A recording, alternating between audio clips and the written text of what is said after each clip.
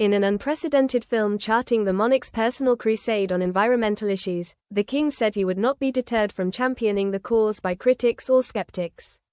"This was the approach I was going to stick to, a course I set, and I wasn't going to be diverted," Charles says in the film Finding Harmony, A King's Vision, to be released on Amazon's Prime Video on Friday. For the monarch, matters relating to the environment are too important to get bogged down by those who have lampooned him and his beliefs. And quite right too. This is of course nothing new, though when watching a screening of the show in the magnificent Waterloo Chamber of Windsor Castle, a few things struck me that I hadn't considered before. While I'm not surprised to see him crack jokes with the TV crew and appear so at ease when walking through nature and why tackling climate change matters so much to him, it struck me that the king is perhaps more sensitive than we give him credit for. His face is on our banknotes, coins and stamps, and he's such a familiar face on our TVs, phones and newspapers that it's easy to forget that while this man is our monarch, he's also just that, a human being. Charles was haunted by press coverage that mocked him for a 1986 TV interview in which he said he talked to his plants, and the remarks amounted to one of his biggest regrets. But while the jokes and questions about his sanity clearly cut deep, the 90-minute documentary shows the king is unapologetic in his views on nature and the environment. The film touches upon the rows he became embroiled in when he criticized modern architecture for its perceived ugliness, lack of tradition and disregard for sustainability.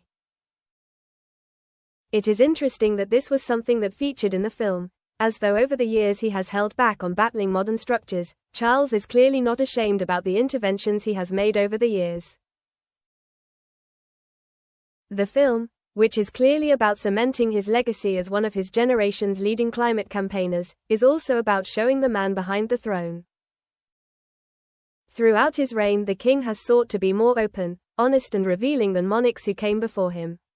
And this film is a further extension of Charles showing the public a little bit more of himself. Princess Catherine's hair. I can understand why the Princess of Wales was so keen to ensure that the focus was on her work, not her wardrobe, after her away day in the north of England on Tuesday. While she spent the day showcasing the importance of creativity, community and nature for your mental health, the main thing people were talking about wasn't about how she had such a huge impact on families attending a trauma therapy center, or highlighted how therapeutic outdoor experiences can provide vital mental health support, but her hair.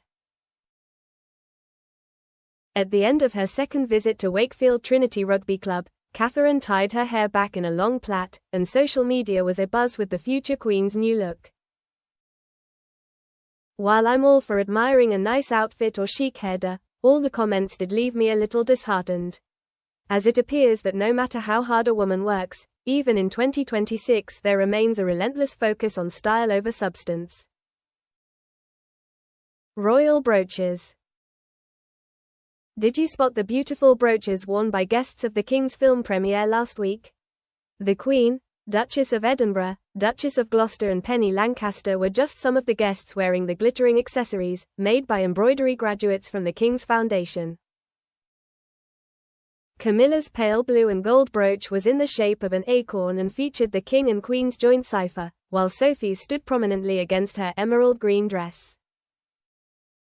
Lady Stuart's was harder to spot as it blended in with her floral dress, but she proudly wore the gold brooch and her husband, Sir Rod Stewart, wore a pair of bee cufflinks. Royal engagement.